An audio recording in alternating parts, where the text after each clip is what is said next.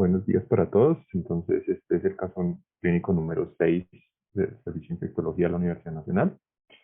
El resumen del caso clínico, estamos hablando de una paciente mujer de 22 años, natural del Cauca, procedente de un asentamiento indígena en Bogotá, perteneciente a la comunidad de Embera sin antecedentes patológicos descritos o conocidos o referidos, quien presenta un cuadro de 15 días de evolución de disnea tos asociado a hipoxemia y posterior falla ventilatoria con hipotensión, documentándose una neumonía multilobar y en un film array se identificaron múltiples agentes infecciosos, como fue rinovirus, enterovirus, influenza A, staphylococcus aureus, streptococcus pneumoniae, y en una extinción de ZN en la secreción orotraqueal, dos cruces de bacilos ácido alcohol resistentes con una PCR multiplex positiva para tuberculosis sin detectar resistencia a rifampicina. Vemos que esta paciente pues ingresó con requerimiento de ventilación mecánica, requerimiento de UCI.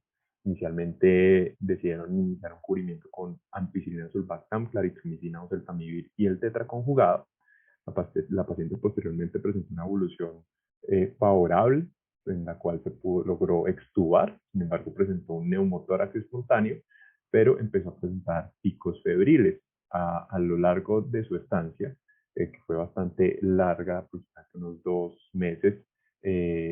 La paciente tuvo varios esquemas antibióticos, recibió cefepime por persistencia de la fiebre, pero a pesar de los escalonamientos la paciente nunca presentó, o la persistencia de estos picos sobre la paciente nunca presentó un deterioro adicional, excepto por el comienzo, que si en algún punto requirió intubación. Finalmente se logró trasladar a piso y la paciente en el piso persiste con picos febriles. Se realiza una nueva tomografía en la cual se evidencia progresión de las consolidaciones que escalonan a vancomicina meropenem, estando extubada la paciente, es decir, sin deterioro clínico adicional. A lo largo de ese esquema antibiótico, la paciente persiste con picos febriles finalmente deciden llevar a esta paciente a biopsia percutánea guiada por TAC ante la sospecha de algún otro agente infeccioso. La biopsia realizada muestra en su descripción microscópica parénquima pulmonar en el que se reconocen acúmulos de histiocitos y células gigantes multinucleadas formando granulomas sin necrosis. Realizan técnicas de histoquímica, con PAS, plata, ZN, las cuales finalmente son negativas para hongos y VAR respectivamente. Esta paciente finalmente pues, se considera llevar a una junta médica en la cual, pues, además de las descripciones previamente mencionadas, con el esquema en ese momento de vancomicina meropenem, con persistencia de los picos febriles y la biopsia, adicionalmente pues con múltiples hemocultivos negativos, ecocardiogramas sin evidencia de hallazgos sugestivos de endocarditis. Se plantea como diagnósticos probables la infección fúngica en este momento aspergilosis histoplasma, por lo que además recomienda la realización de inmunodifusión y fijación de complemento y PCR en bloque de parafina para histoplasma, estudios que finalmente son negativos. Entonces, esta paciente se valora en conjunto con infectología, neumología, cirugía de tórax, medicina interna. Se considera que estos picos febriles con deterioro imaginológico y progresión adicional de la enfermedad con una mejoría inicial podría corresponder a una reacción paradójica al tratamiento por tuberculosis, por lo cual se decide iniciar prednisolona a una dosis de 0.5 miligramos por kilogramo día. Y al otro día, la paciente resuelve los picos febriles. A lo largo de la hospitalización, pues presenta una evolución favorable, sin deterioro clínico adicional, y pues la paciente ya actualmente se encuentra en plan de egreso con oxígeno domiciliario. Entonces, el tema que va a revisar es la reacción paradójica durante el tratamiento antituberculoso. La definición de esta se describe como un deterioro clínico radiológico de lesiones por tuberculosis preexistentes o desarrollo de nuevas lesiones en pacientes recibiendo medicación antituberculosa que inicialmente mejoraron. Entonces, para poder establecer esto, pues requiere una serie de criterios. Entonces, primero que haya habido pues, se haya documentado una respuesta inicial favorable al tratamiento antituberculoso, que posteriormente se haya evidenciado un deterioro de síntomas o hallazgos radiológicos de los síntomas relacionados pues, a la tuberculosis. Y algo claro es que es un diagnóstico de exclusión, es decir, se haya descartado que se haya documentado resistencia al medicamento, una pobre adherencia a este, que haya o que el cuadro sea secundario a efectos adversos del medicamento o que ya el paciente esté cursando con algunas otras infecciones. Entonces, creo que este paciente cumplía todos estos criterios. Dentro de las generalidades, eh, las diferentes descripciones que hay en la literatura, se sabe que puede ocurrir de la primera semana a varios meses de iniciado el tratamiento antituberculoso. Es más frecuente en la tuberculosis extrapulmonar o diseminada y la incidencia es diferente cuando se compara, o puede ser diferente cuando se compara en pacientes VIH negativos, en la cual la mayoría de los estudios reportan una incidencia usualmente menor, pero esta igualmente oscila entre 2.4 y 23%. Y en pacientes VIH positivos es donde más se ha descrito esta reacción paradójica, que puede oscilar entre el 11 y el 36% de los casos. Y clásicamente se ha relacionado con el inicio, con un inicio reciente de la terapia antirretroviral altamente efectiva. Entonces, haciendo, pues, revisando los diferentes estudios al respecto, porque mucha de la literatura al respecto pues, de este tema es algo descriptiva, se desconocen muchas cosas de la fisiopatología y mucho más en pacientes VIH negativo. Dentro de los factores de riesgo, se ha encontrado que, por ejemplo,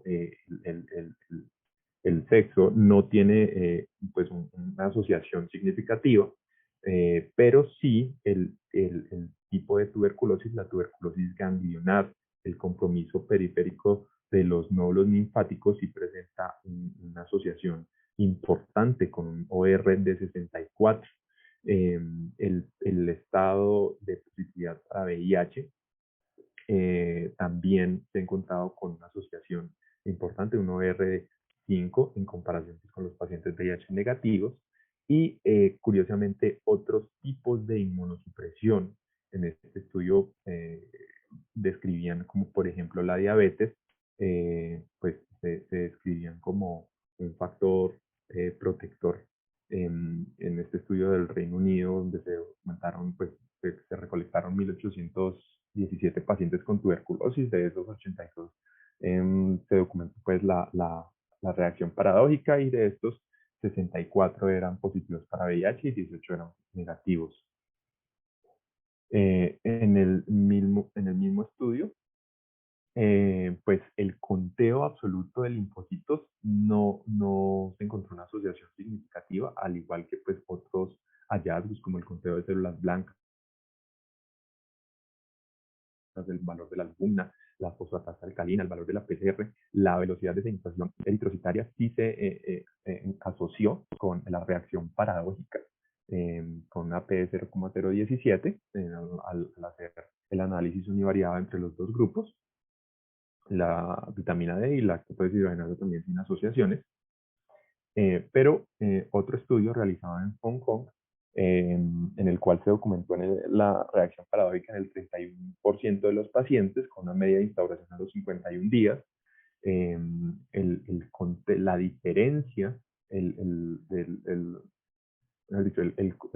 cambio en el conteo de linfocitos, la media del cambio en el conteo de linfocitos sí se asoció en estos pacientes. Nuevamente, el conteo promedio de linfocitos no tuvo ninguna asociación, pero el cambio sí. Y pues esta paciente inicialmente sí presentó una linfopenia que fue cambiando a lo largo de la hospitalización dentro de sus paraclínicos. Aquí pues nuevamente se evidencia que el compromiso extrapulmonar también se asocia con la reacción paradójica, y que dentro de pues otras hallazgos, la edad, el sexo, las comorbilidades, no se encontraron asociaciones importantes. Otro estudio en Túnez, 67 pacientes con reacción paradójica, encontraron, pues, evaluaron la asociación entre el cuadro clínico, la presentación clínica que pueda tener el paciente curiosamente, la sudoración, eh, pues sí presentó una asociación con un R de 1.9. El tamaño del nódulo comprometido también se asoció cuando era mayor o igual a 3 centímetros, y nuevamente el compromiso extralinfático, pues un compromiso extrapulmonar, en especial el compromiso linfático, pues también se encontró una asociación. Al observar y al evaluar los estudios que comparan los pacientes VIH positivos y VIH negativos, pues digamos que nuevamente la edad, el sexo, sin diferencias significativas. Vemos que el compromiso pulmonar en los pacientes VIH positivos se presentó en el 50% de los casos en este estudio, y en el 38% en el compromiso linfático pues fue menor, 30% y 30%, un poco discordante en relación con los otros hallazgos de los estudios previamente mencionados, pero la tuberculosis diseminada sí se presentó en una mayor proporción. En el 40% de los casos de los pacientes VIH se presentó esta reacción paradójica, y en el 12% de los pacientes con tuberculosis diseminada se presentó la reacción paradójica. Aquí encontramos una diferencia importante, que una P de 0,01. La etnia, también se encontró una asociación. Entonces, en los pacientes afrodescendientes VIH positivos se encontró una mayor frecuencia de la reacción paradójica en un 70% de los casos, diferente a los pacientes VIH negativos, que solo fue en el 42%, pero nuevamente encontramos una diferencia. En los pacientes asiáticos, vemos también que en los pacientes VIH positivos es 4%, y en el paciente VIH negativo el 38%. Sin embargo, pues estos porcentajes probablemente se ven alterados tan significativamente por los tamaños de muestra pequeños que tienen estos estudios.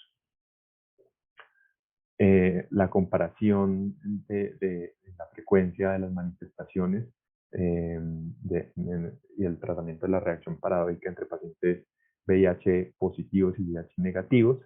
Entonces vemos que la reacción paradójica en los positivos se presentó en el 28% de los casos en este estudio, con un N de 50 en cada lado, y solo en el 10% de los casos. La media del tratamiento del inicio de la medicación, cuánto tiempo desde que se inició en promedio la medicación contra tuberculosis se presentó esta reacción paradójica. Entonces vemos que a los 33 días, y en VIH negativo fue más tardío, en el día 87, al menos en este estudio. Entonces aquí también se describieron, pues hicieron unas diferenciaciones entre los posibles factores asociados ya dentro de los pacientes VIH positivos, el conteo de CD4 al momento de iniciar la terapia antirretroviral altamente efectiva. Entonces vemos que aunque no hubo unas P's pues, significativas en estos valores, excepto por probablemente en relación también con el tamaño de muestra del estudio, sí se vio que el porcentaje de pacientes con reacción paradójica y conteo de CD4 menor de 50 sí fue mayor, el 36% en comparación con los que tenían un conteo de CD4 al momento de iniciar la terapia antirretroviral de 24%. También se describe, pues, no, sin diferencias aquí en la carga viral, pero donde sí hubo un porcentaje bien, pues, más potente, con una P, pues, en 0,09, fue en la tuberculosis diseminada, en las que tenían el 46% presentaron esta reacción paradójica. Nuevamente, el conteo, la respuesta del conteo de CD4 en los pacientes que presentaron un aumento mayor de 100 CD4 presentaron esta respuesta paradójica en el 33%, y los que no tuvieron un aumento mayor de 100, pues en el 20%. Tiempo al tratamiento, desde el tratamiento de tuberculosis al tratamiento antirretroviral. Entonces vemos que cuando fue más cercano estos dos tratamientos, pues fue más frecuente la aparición de esta reacción paradójica en el 54, o sea, el 54% de los casos se presentaron dentro de estas primeras 6 semanas. El resto fue menos, fue menor este porcentaje. Entonces, digamos que esto ya es propiamente mm, en pacientes VIH. Entonces, esta reacción paradójica en pacientes VIH se encontraron asociaciones, esto sí tiene un poco más de estudios más grandes al respecto, en donde un bajo conteo de CD4 se asociaba con un RR4.1, una alta carga viral, un RR de 2.7.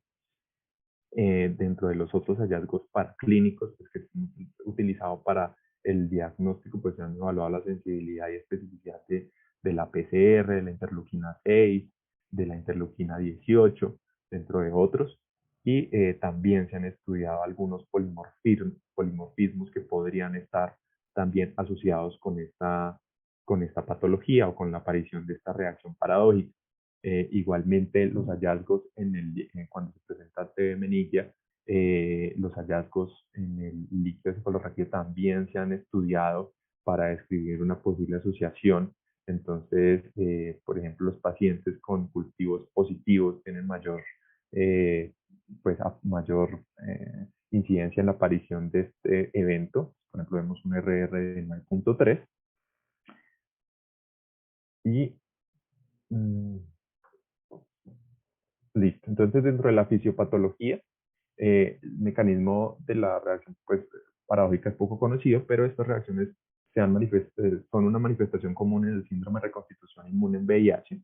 Un ascenso en los linfocitos, la conversión de la tuberculina y la enfermedad diseminada se ha asociado con el desarrollo de esto. Y dentro de las hipótesis descritas, se conoce que la tuberculosis por sí misma tiene efectos inmunomoduladores y el tratamiento podría revertir esta inmunomodulación. Entonces, por ejemplo, como se ha escrito, pues más la fisiopatología va a escribirla esta reconstitución inmune en VIH. Entonces, lo que sucede muchas veces es que con el tratamiento antirretroviral, pues se empieza a restaurar la función de los linfocitos CD4. Sin embargo, hay una activación una desproporción entre los linfocitos TCD4 y TCD8, lo cual puede terminar en una producción aberrante de algunas citoquinas importantes.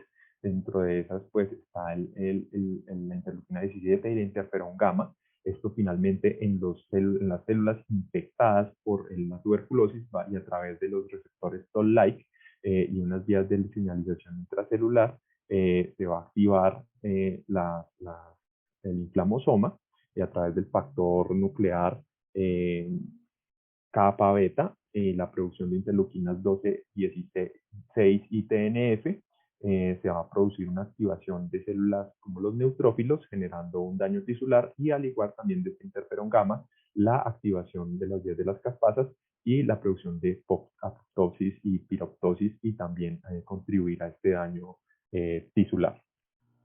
El tratamiento descrito dentro de la primera línea están los corticosteroides.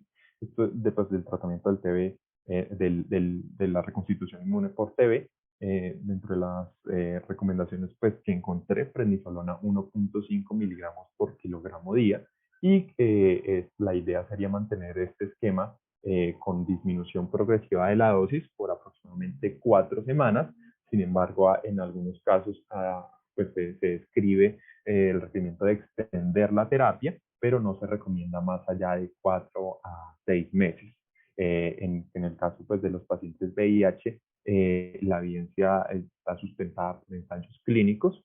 También hay estudios que han utilizado AILES, pero para el manejo sintomático en algunos casos leves.